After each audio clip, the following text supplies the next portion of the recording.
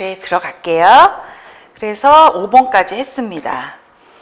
그래서 문제를 푸시면서요, 그냥 딱딱딱 그냥 무의미하게 그냥 적지 마시고 생각을 해가면서, 아, 요럴 쪽엔 요렇게 해야지. 요렇게는 내 방식은 이렇게 할 거야. 이렇게 하면서 자신만의 방식을 찾으세요. 그렇게 하면 제 방식이 다 옳다고는 할 수 없어요. 하지만, 아, 이런 방법도 있어. 또, 여러분은 아, 나는 이렇게 해보니까 나만의 방법은 이런 게 좋더라. 이렇게 하신 분들은 자신만의 방법을 확립하시면 돼요.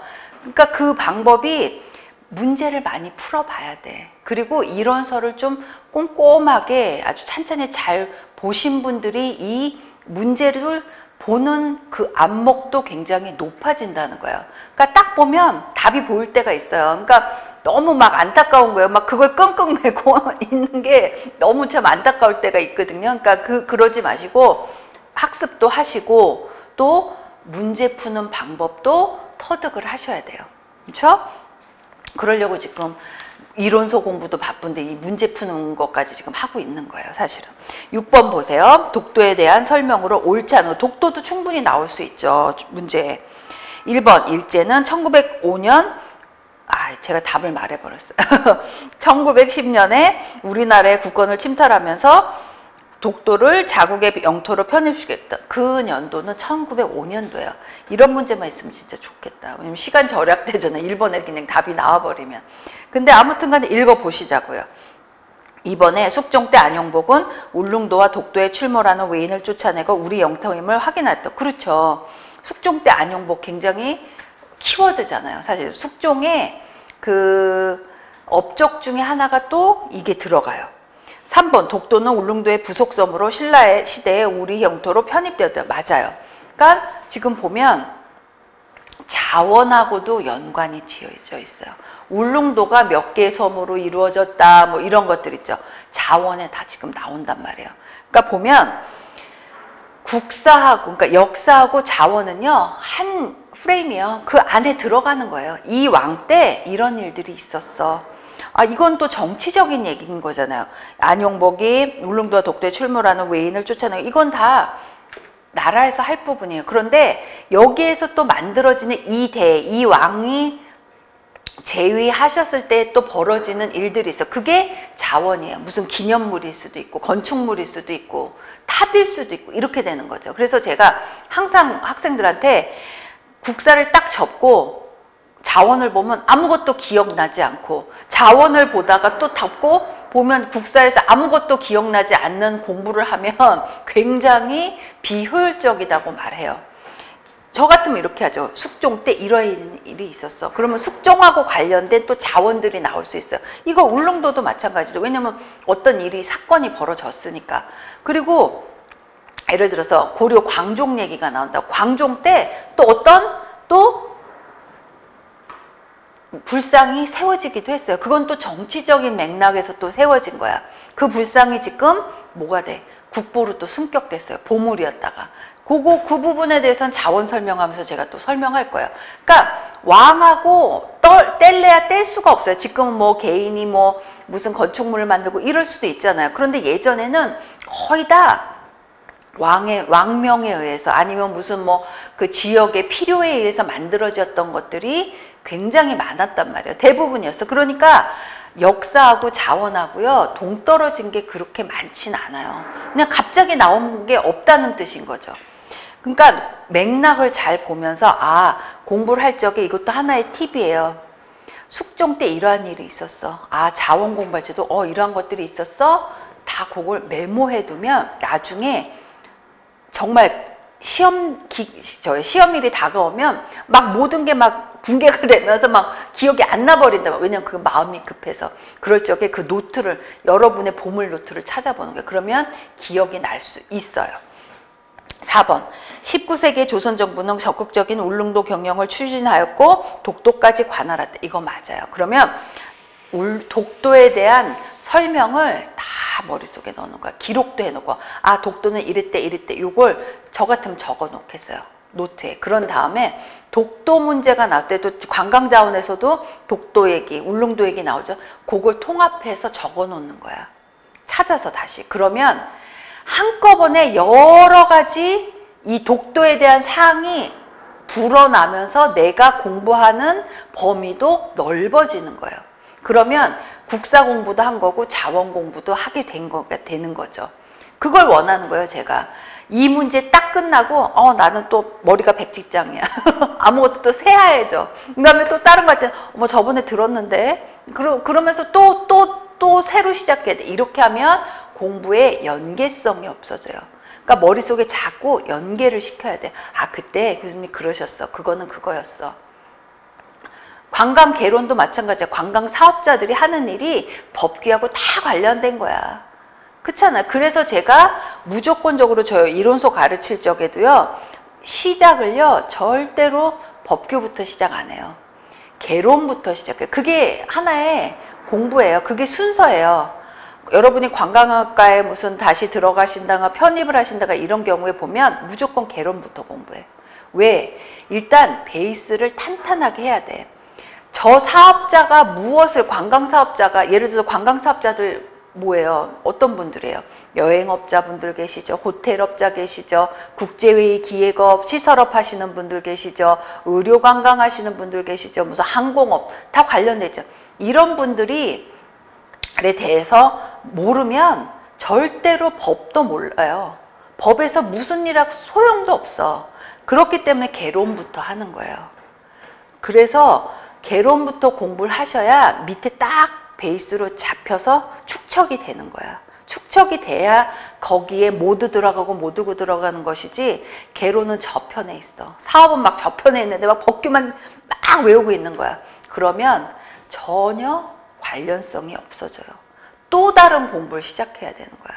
그렇기 때문에 개론 펴놓고 법규 보면서요. 아, 이 업에선 이랬어. 저 같으면 여행업을 공부했어. 그러면 여행업의 법규를 찾아보는 거야. 그러면서 같이 하면 절대로 틀릴 리가 없어요. 그리고 개론 시험 같은 개론 그 4교시 하는 개론 문제에서는요.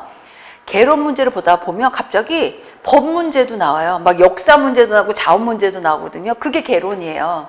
그러니까 개론은 어떤 문제가 나올지도 몰라요. 그러니까 어렵고 학생들이 수업 들을 적에는 어머 너무 쉬워. 굉장히 그 일상적인 그 단어들이 나오고 얘기들이 나오니까 막 쉽게 생각해. 그런데 일단 문제를 풀어보면요. 의외로 점수가 많이 안 나와요. 그건 뭐냐면 굉장히 친숙하기 때문에 하다가 그냥 흘려버리는 거야. 정확히 개념 파악을 못하는 거예요. 정확히 왜냐면 개론은요. 개념의 비교예요. 예를 들어서 여행업의 특성, 여행의 특성, 국제회의업의 특성, 관광의 효과 이런 것들을 완전히 100% 그냥 무자르듯이 아까 얘기한 데처럼 설명할 수는 없어도 가장 근접한 특성에 그 특성이 들어가는 거야. 그런데 그걸 이해하지 못하면 개론을 했다고 볼 수가 없어요. 그러니까 개론은 굉장히 어려워요, 사실은. 문제 풀어서 여기서 딱 해갖고 문제 푸세요 하고서 딱 답 맞춰보죠. 개론 점수 잘 안 나와요.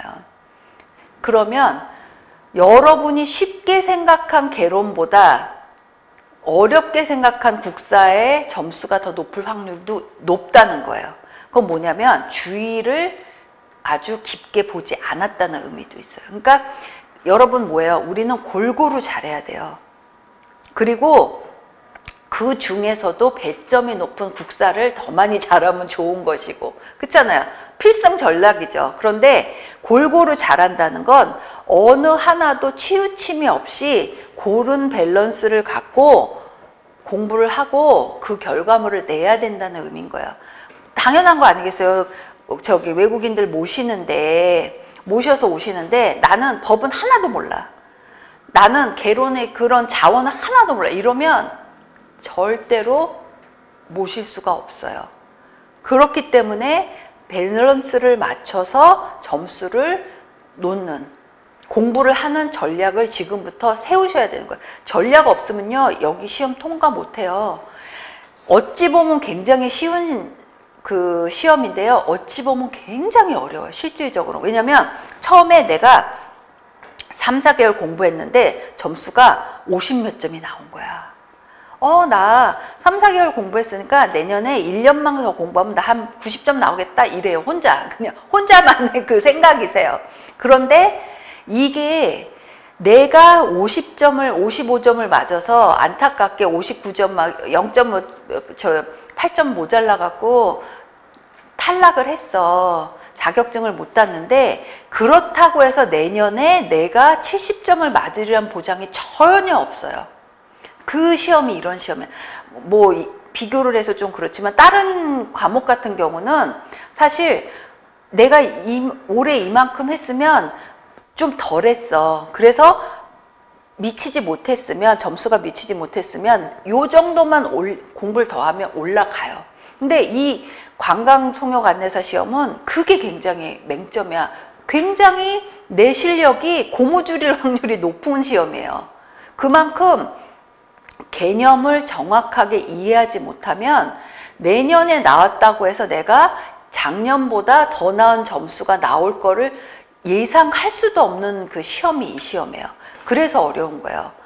누가 보면 되게 쉽게도 몇 달 공부하고서 됐다는데 그런 분들은 이런 경우죠. 그런 분들은 뭐 아니면 도야. 3, 4개월 공부해서 60점이 그냥 딱 됐어. 근데 그런 분들은 정말 이제 얻어 걸린 거죠. 그런데 거기서 딱 1점이 모자라서 탈락했어. 내년에 내가 70점 절대 나오지 않을 확률도 높아요. 그렇기 때문에 굉장히 긴장해야 되는 시험이 이거예요. 이 시험이에요. 그리고 내 실력은 다시 리셋이 돼. 이번에 탈락해서 자격증을 못 따서 내년에 하면 나 50몇 점 갖고 가는 거야 이게 아니에요. 그냥 리셋되고 난 다시 제로부터 시작한다 이런 마음으로 준비를 하셔야 돼요. 그렇기 때문에 이 시험이 굉장히 어려워요. 면접도 지금 점점 더 어려워지고 있잖아. 왜냐면 좀 더 질이 높은 통역 안내사를 원한다는 뜻인 거예요. 예전엔 면접이 그렇게 어렵지 않았어요. 물론 한국말로도 안 했었죠. 한국말로도 없었지만 지금은 굉장히 배점이 높아졌잖아요. 퍼센티지가. 그러니까 좀 더 공부를 하신 분들이 이 통역 안내사가 되실 확률이 굉장히 높아졌다는 뜻인 거예요. 예전처럼 뭐 어떡하다 뭐 얻어걸 이런 거는 사실은 없어졌어요. 그러니까 지금 보면서 제가 이 시간을 들여서 자꾸 반복으로 여러분한테 이제 잔소리 아닌 잔소리를 하는 이유가 지금 문제를 풀고 공부를 할 적에 이걸 정확하게 얘기를 안 해주면 여러분은 또 그냥 하던 대로 공부를 하게 돼 있어. 또 고쳐지기가 어려워요. 그 습관은. 그렇기 때문에 제가 자꾸 저 반복하는 거 별로 싫어하거든요. 매번 말하고 있는 거 되게 굉장히 싫어하는데 공부에 한해서는 좀 반복을 많이 시켜요. 왜냐면 하다 보면 잊어. 하다 보면 자기 습성으로 돌아가 버려. 그렇기 때문에 제가 자꾸 쿡쿡 찔러. 다시 돌아오세요. 이렇게 얘기한단 말이에요. 그쵸? 한번 보세요. 7번. 일본의 조선 침탈 과정에 관한 설명으로 옳지 않은 거예요. 그러면 옳지 않은 거 항상 언더라인을 그어야 돼. 옳지 않은 거면 3개는 옳고 1개는 옳지 않다는 거야. 그것이 먼저 머릿속에 팍 들어와야 돼. 이 문제를 봤을 적에. 청일전쟁은 청나라의 조선에 대한 종주권을 부정하였다. 그쵸? 청일전쟁에서 누가 이겼어요? 청나라가 이겼나? 일본이 이겼나? 이거 찾아보세요. 그쵸? 을미사변, 청나라를 견제하고 반일 세력을 제거하기 위하여 명성황후를 시했다. 이거는 말이 안 되죠. 러시아 세력을 견제하기 위해서 명성황후를 누가? 일제 세력이 시해한 것이죠. 을미사변 딱 설명으로 옳지 않은 게 딱 나서 얼마나 좋아. 이번에 나오면 3, 4번은 그냥 보지도 않아도 돼. 얼마나 좋아. 한번 볼게요. 가보게요. 왕권을 축소시키고 일본 화폐의 유통을 허용하였다. 그렇죠. 러일전쟁 한일 의정서를 체결하고 조선의 토지를 군사적 목적으로 수용하였다. 맞아요. 그러니까 딱 보면 이런 경우 한번 또 얘기해 보자고요. 막 헷갈려. 2번인지 3번인지 나 정확히 모르겠는데 이러신 분들 계실 수도 있어요. 그러면 그렇게 헷갈리실 적에는요. 정말 아닌 거를 고르세요. 여기서 보면요. 명성황후를 누가 시해했는지 딱 나오잖아요. 이미 우리 이거 모르면 진짜 안 되지. 그렇잖아요. 그러면 을미사변이 반일 세력을 제거하기 위한 거가 아니라는 걸 이미 알고 있으면 3, 4번을 모른다 하더라도 2번이 맞아야 되는 거잖아. 2번이 옳지 않은 것이 돼야 되는 거잖아. 이것도 하나의 방법이에요. 내가 확실하지 않아. 그러면 더 확실하지 않은 것을 답으로 채택하면 되는 것이에요. 그것도 하나 우리 아까 말한 1, 2, 3, 4번의 매직을 활용하는 것이죠. 우리가 얼마나 좋아. 이거 그냥 이런 경우의 수 이런 거 안 따지고 딱 보면 얼마나 좋지만 모든 문제를 또 그렇지 않을 경우도 있단 말이에요. 그런 문제를 대비하기 위해서 지금 기출문제를 풀어보는 거잖아요. 다 알면 못하러 문제를 풀어봐. 나중에 그냥 공부 다 한 다음에 한 번만 쓱쓱 풀으면 되지. 그런데 이런 문제를 대면했을 적에 여러분을 연습시키는 시간이 지금 이 시간인 거예요. 연습이 뭐예요? 아, 이럴 적에는 더 아닌 것을 답으로 봐야 돼. 이렇게 머릿속에 하나의 그 탑이 세워져야 되는 거예요. 그걸 지금 저하고 자꾸 연습하는 거예요. 8번 과전법에 관한 설명으로 옳지 않은 것. 1번 공신전은 세습할 수 있었다.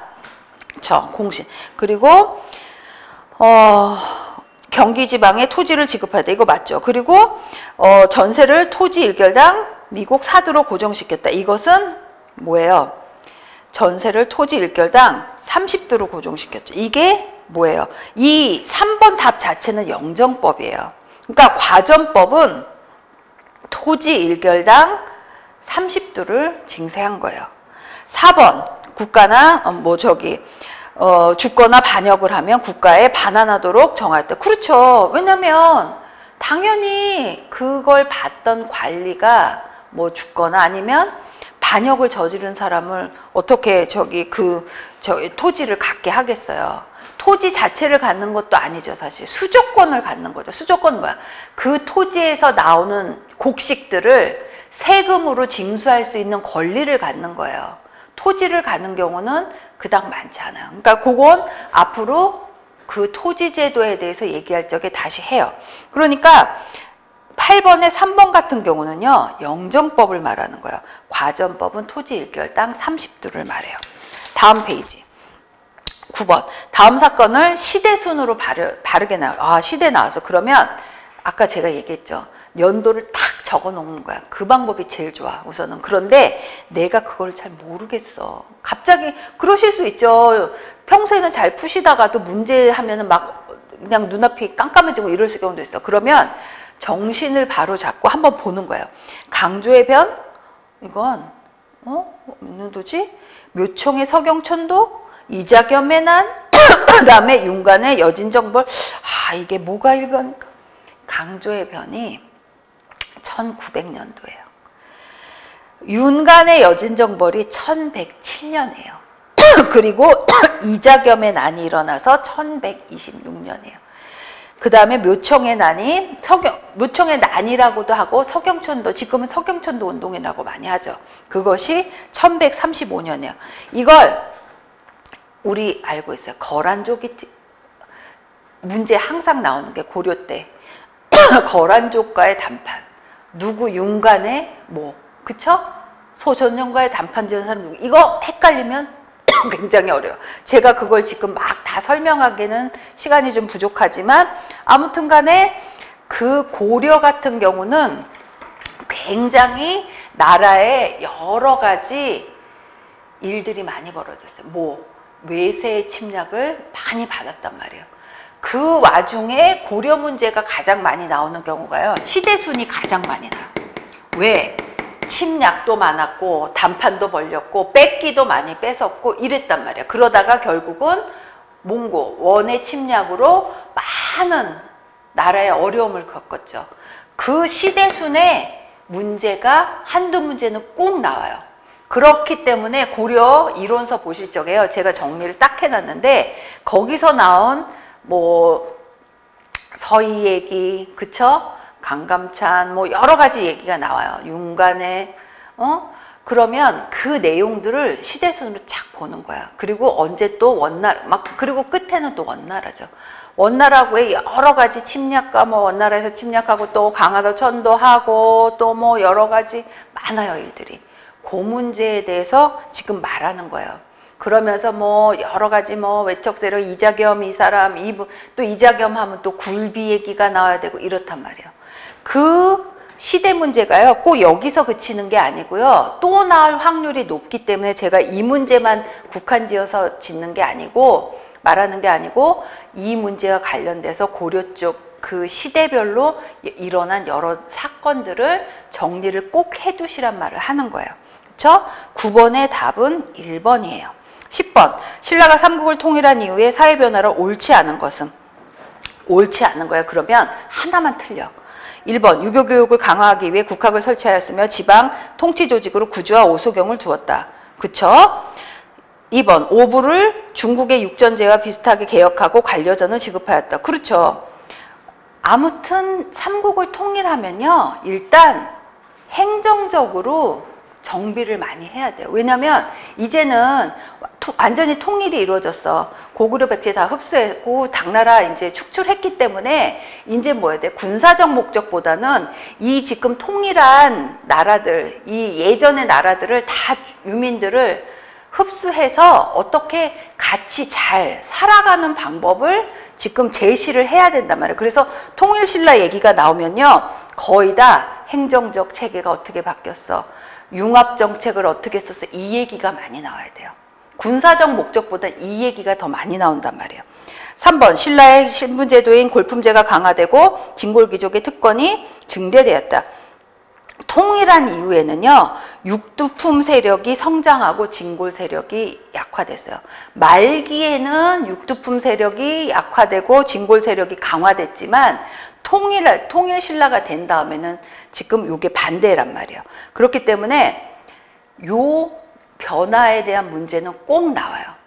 제가 항상 얘기하죠. 국사 같은 문제는 변화된 내용들이 많이 나와요. 예를 들어서 큰 변화들이 있어요.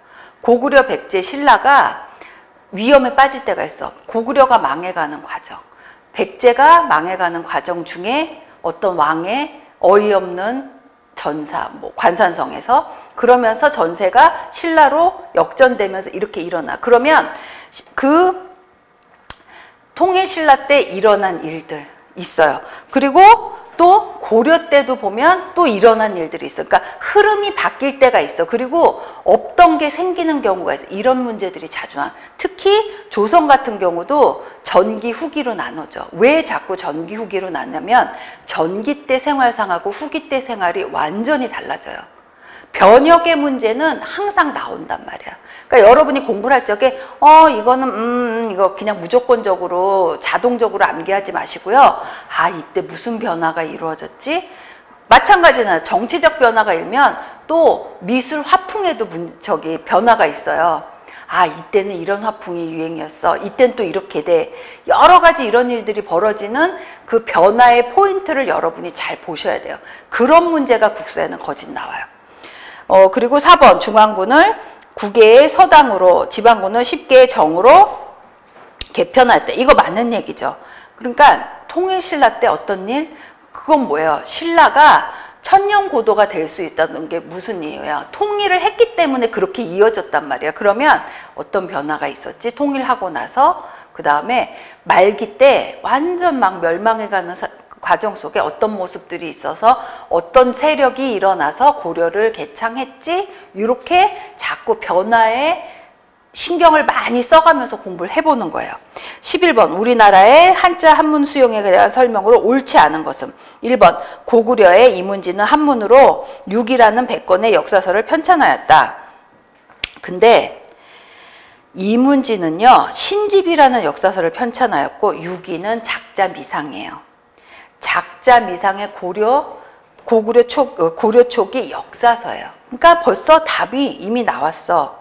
그러면 여기서 답만 보고 끝나지 마시고 2, 3, 4번을 보시는 거예요. 왜냐하면 한번 이렇게 문제로 출제됐던 것들 있죠. 뭐 답은 아니었지만 출제됐던 것들은 또 나올 확률이 높은 거야.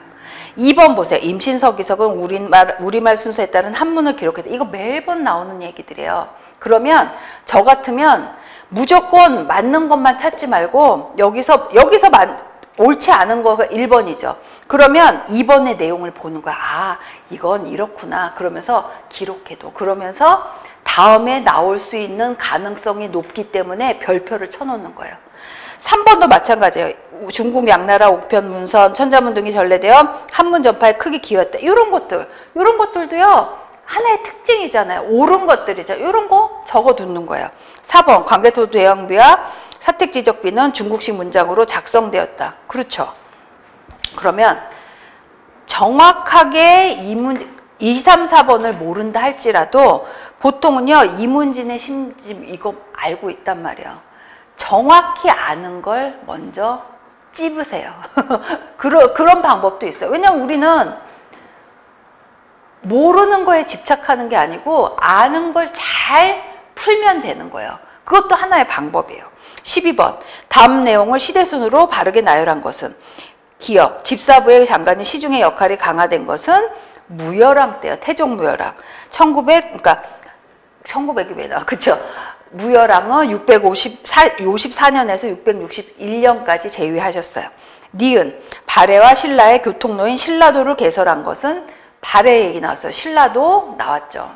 발해하고 신라는 사실 앙숙이었어요. 남북국 시대 위아래에서. 그런데 그래도 신라도라는 걸 만들어서 무역으로 왕래를 했었단 말이에요. 그것이 8세기 초예요. 디귿번 신문왕이 문무관리에게 관료전을 지급해서 신문왕 문무관리에게 관료 지급하셨죠. 687년이에요. 장문유가 당나라의 산동지방을 공격할 때 이건 무왕 732년도 때예요.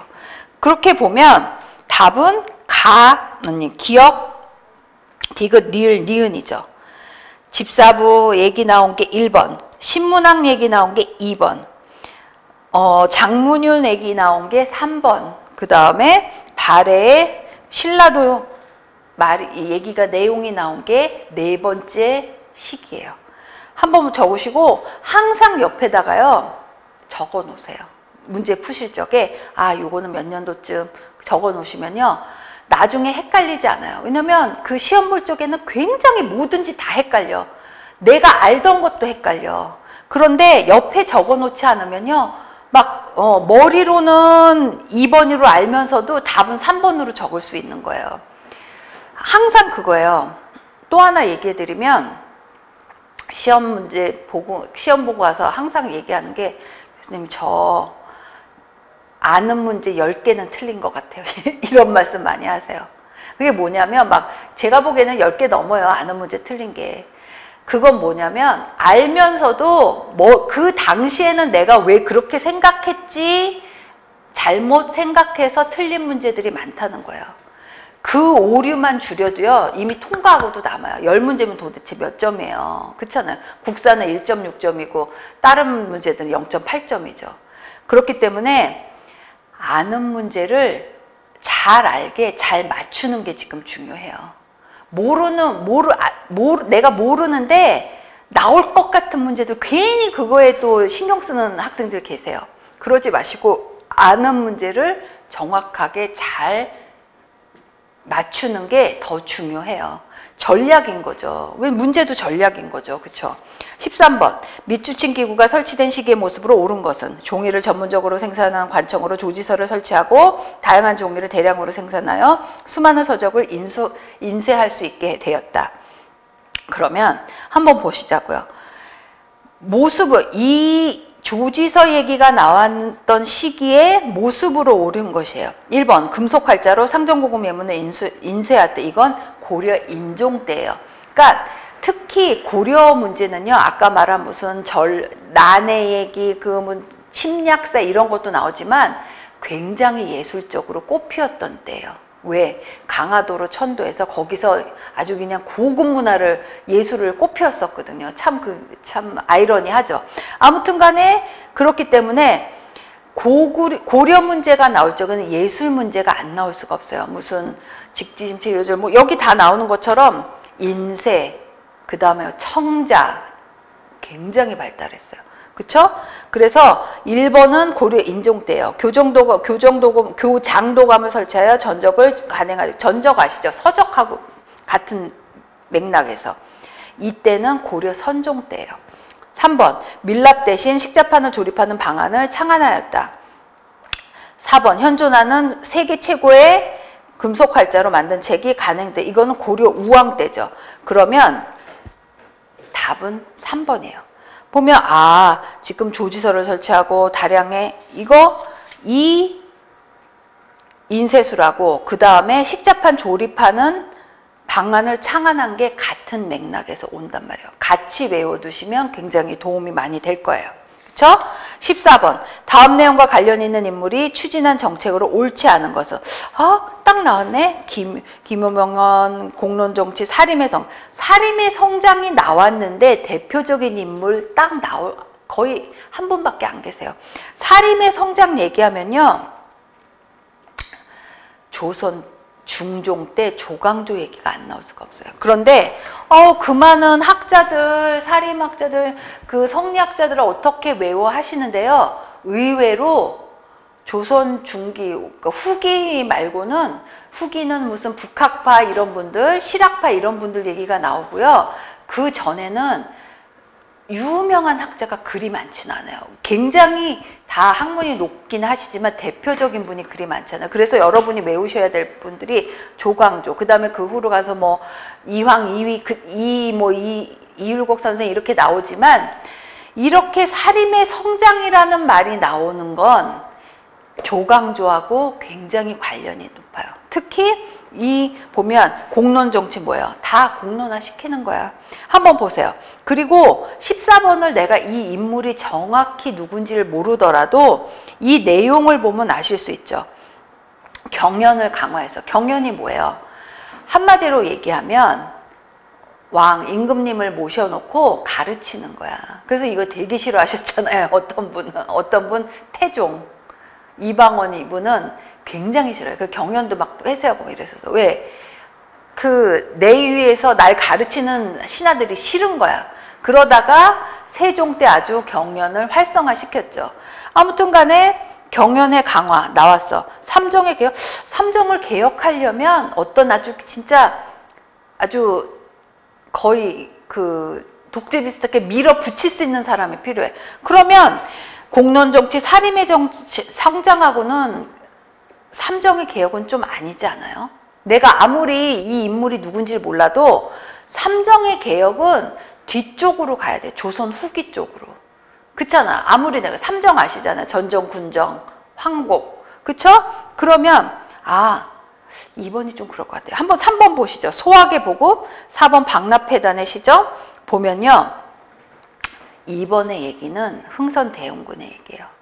그러니까 이 조선 조광 사림의 성장은 뭐야? 성장이란 건요, 이렇게 성장시키기 위해서 올라오고 있는 거야. 성장이 이미 되어 있고 한 데는 성장이란 말을 안 해요. 이미 타 세력으로 되어 있으니까. 그러면 아무래도 조선 후기는 아니야. 그렇잖아요. 개혁이 일어나면 뒤쪽이죠. 그렇기 때문에 여기에서 딱 답이 나오면, 이거 뭐 설명만 봐도 사실은 조광조가 나오지만, 조광조를 설사 모른다 하더라도 1, 2, 3, 4번을 보면 이러한 맥락의 문제를 풀 수 있을 거예요. 그러니까 여러분이 모르면 이렇게라도 유추해 가세요.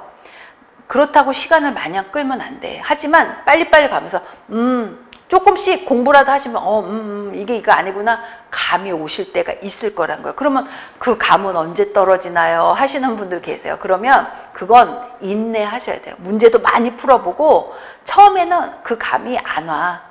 딱 봐도 내 몸으로 그걸 못 느낀단 말이야. 그런데 자꾸 문제를 풀다 보면 충분히 그냥 이유 설명할 필요 없이 문제의 감이 딱 올 때가 있어요. 그러니까 그럴 정도까지는 이론서를 공부하시고 그 다음에 문제도 많이 풀어보셔야겠죠. 15번 역사서에 관한 설명으로 옳지. 제가 설명 안 한 부분들은 다른 부분, 시간상 뭐 다 일일이 설명 못한 부분들은 해설서에 있으니까 그거 보시면서 공부하실 수도 있고, 거기에 조금 더 보고 싶다 하시는 분들은 찾아보시면 돼요. 이론서도 있고. 15번 역사서에 관한 설명으로 옳지 않은 것은 1번 연려실 기술은 조선시대 역사와 문화를 정리하였다. 그렇죠? 전혀 모르더라도 한 번씩 쭉쭉쭉 읽어보세요. 택리지, 자연환경과 물산, 풍속, 인심 등을 서술하였다. 그렇죠. 택리지자가 들어갔단 말이에요. 그럼 땅 얘기 같지 않아요? 3번 금석과 안록은 북한 산비가 진왕 순수비임을 밝혔다. 굉장히 유명한 거죠. 4번 동사강모, 독자적 정통론으로 고려와 조선시대의 역사를 체계했다. 이건 동사강모군요. 조선시대 안정복이 서술한 역사서예요. 그렇기 때문에 고조선에서부터 고려 말기의 역사를 기록한 거야. 그러니까 요런 역사서 문제도 나와요. 역사서 문제, 역사서도 글이 많진 않으니까 외우셔야 되고요. 그 다음에 농서, 그 다음에 의서, 그쵸? 농서 글이 많진 않아요. 근데 매번 나와요. 의서, 의학서, 그쵸? 농서 하면은 고려 때부터도 나오고 세종대왕 때도 나와요. 그러니까 역사, 농서, 의서, 그 다음에 그림, 회화, 그쵸? 그리고 음악 충분히 나올 수 있어요. 그쵸? 그리고 뭐 화가, 이런 분들도 한번 노트에 여러분이 이론서에서 있던 부분을 각 시대별로 정리를 해서 노트에 적어 놓으세요. 아, 이때 이분, 이때 이분. 그러면 나중에 절대 헷갈리지 않아요. 그래서 자꾸 제가 적으라고 하는 거예요. 머릿속은요, 물론 머릿속으로 그냥 나는 그냥 한 번만 보기만 하면 돼, 이런 분들도 계세요. 그런데 그렇게 하는 것보단 조금 더 내 기억에 남고 효율적으로 남고, 그리고 여러분이 이 시험 통과하시고 실전에 필드에 나가실 적에도 이런 노트 갖고 계시면요, 굉장히 나중에 도움이 많이 돼요. 그리고 자꾸 써버릇을 해야 돼요. 써버릇을 해야 습관으로 붙어서 손님을 모시고 또 회사, 뭐 여행사나 뭐 호텔하고도 일하실 거 아니에요. 그러면 그분들하고 말로, 이게 머릿속으로만 하면 절대로 안 돼요. 왜냐면 굉장히 큰 에러가 날 가능성이 높아요. 그래서 특히 남자분들도요, 손으로 쓰건 뭐 휴대폰으로 쓰고 뭐 하건 간에 메모를 하셔야 돼요. 특히 가장 좋은 방법은, 특히 그 시험 준비하실 적에는 쓰는 방법이 굉장히 좋아요. 스프링노트를 제가 자꾸 제가 스프링노트 회사도 아니고 뭐 그 제조사도 아니니까 뭐 그걸 홍보하는 게 아니라, 스프링노트가 왜 필요하냐면 계속 그게 이제 많이 들어갈 수가 있잖아요. 다른 노트 같으면 한정돼 있죠. 그러니까 그걸 계속, 아니면 이런 분들도 있어요. 이제 논문 쓰거나 이럴 적에 저희가 쓰는 방법인데, 카드식으로 해서 요런 고리에 있어 갖고 계속 추가할 수 있는 거 있잖아요. 요만한. 그래서 내가 내용을 적고 계속 넘길 수가 있는 거야. 또 보충하면 되고, 사서. 그러니까 그런 것들을 휴대용으로 갖고 다니시면 돼요. 그리고 지금 우리 기출문제 맨 끝에 보면 관광 용어집이 있어요. 사실은 그거 여러분 안 해드려도 돼요. 왜냐면 시중에 나와 있는 기출문제집 중에 어느 기출문제집도 관광 용어집이 나온 적은 없어요. 그런데 제가 왜 많은 시간을 들여서 그거를 이제 넣었냐면, 그리고 심지어는 영어를 한국어로 읽을 수 있는 발음까지도 적어놨어요. 예를 들어서 뭐 가이드 레이트 하면 가이드 레이트라고도 적어놨어요. 한국말로. 그 이유가 뭐냐면 갖고 다니시면서 보시라는 뜻인 거예요. 실전에서도 그거 굉장히 필요해요. 실전에서도 영어 다 잘하시지는 못하잖아요. 그리고 발음이 또 어쩐지를 모르는 거야.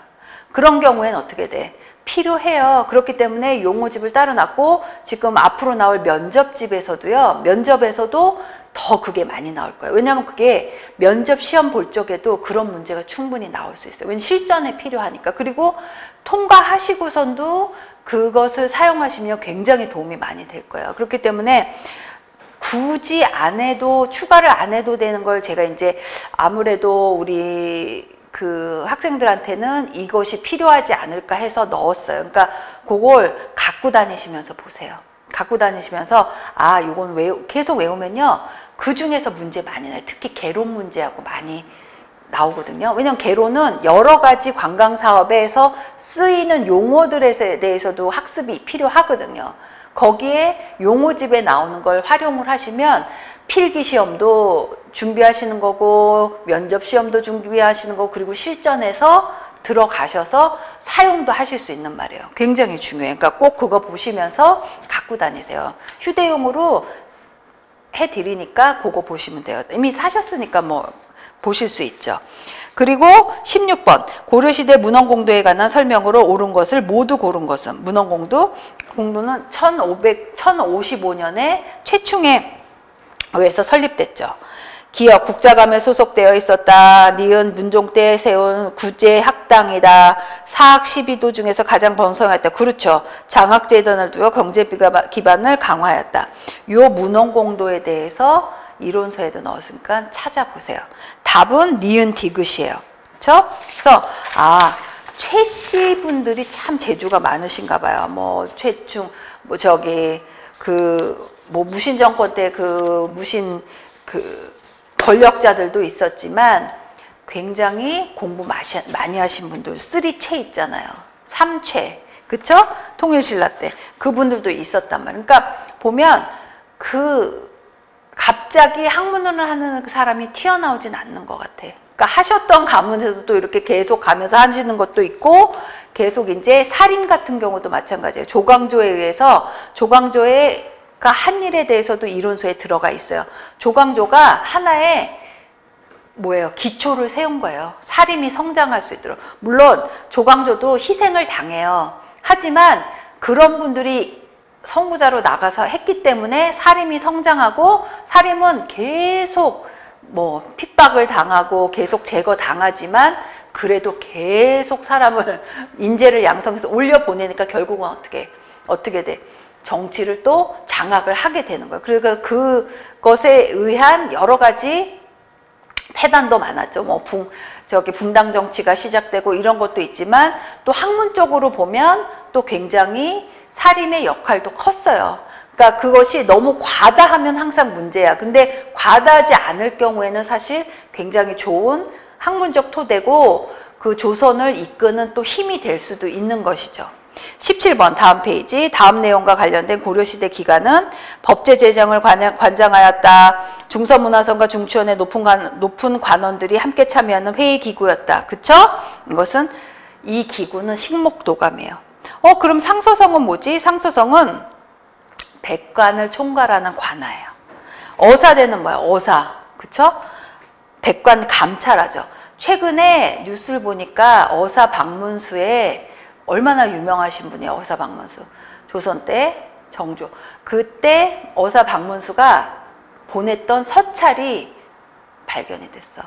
그 박문수의 후손들이 그걸 관리를 잘 못하신 거예요. 그래갖고 그것이 이제 도난당했는데 그걸 다시 발견하셨어요. 그래서 아무래도 그런 서찰이 왜 중요한 거냐면 하나의 기록물이잖아요. 거기서 보면 그 시대가 다 반영이 된 거예요. 그 시대가 무슨 시대냐면 어사가 파견됐다는 건요. 그닥 그 지역에 아주 좋은 일이 벌어지지는 않았을 거라는 거죠.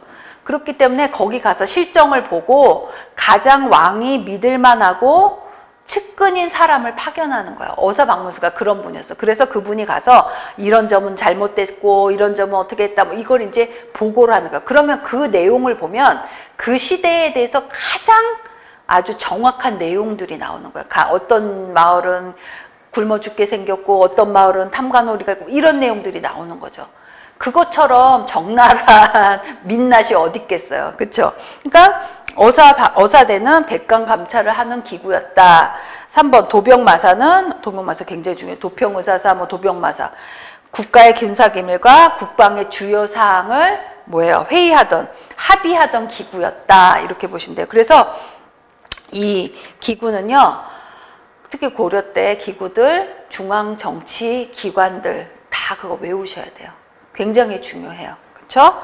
그래서 이제 특히 고려 같은 경우는 문제 패턴이 어디에서 많이 나오냐면 토지제도, 정치기구, 그 다음에 그 침략 당한사, 외세의 침략사 이런 거 그런 위주로 많이 나와요. 고려 같은 경우는. 그리고 이제 가끔 왕의 업적들 그리고 특히 고려는 많은 침략을 당했기 때문에 크게 일을 하신 왕이 그리 많지 않아요. 초기에 좀 있고 그 다음에 후기에 뭐 공민왕 때 뭐 탈환하고 뭐 이런 일들 좀 있기 때문에 특히 고려 같은 경우는 그렇게 막 왕의 업적에 대해서 굉장히 부담을 가질 필요는 없을 것 같아요.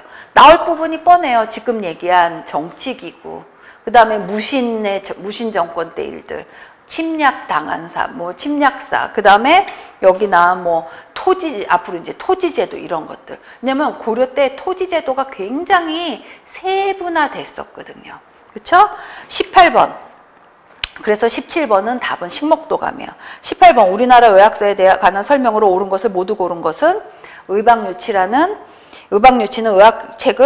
책들을 망라한 의학 백과사전이다. 맞아요. 동의보감은 일본 의학 발전에 큰 영향을 준 서적이다. 동의보감이 그런 얘기 있잖아요. 그래서 한류 서적이다. 뭐 이런 거. 중국, 일본에 굉장한 영향을 미쳤어요. 디귿, 향약 집성방은 현재 전하는 가장 오래된 의학에서 가장 오래된 의학서적은요. 향약 구급방이에요. 향약 구급방. 그쵸? 리을, 침구 경청방은 홍역치료법과 종두법을 소개한 의학서적이다. 종두법은요. 마가회통이에요. 그쵸? 아마 기억하실 거예요. 그래서 답은 기역, 니은이에요. 1번. 19번. 사만에 관한 설명으로 옳은 것은 민며느리제라는 혼인풍속이 있었다. 옥저죠. 옥저하고 사만하고는 완전히 다른 나라죠. 5월과 10월에 계절제를 열어 하늘에 제사를 지냈다. 맞죠? 왜? 계절제를 왜 열어? 사만은 농사, 옥토, 비옥 이런 말이 따라 나오는 나라예요.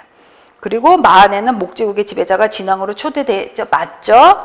각 음락에는 읍군이나 삼노라는 군장이 있었다. 이건 동해와 옥조에 대한 얘기예요. 19번에 답은 니은 디귿이죠. 그렇죠?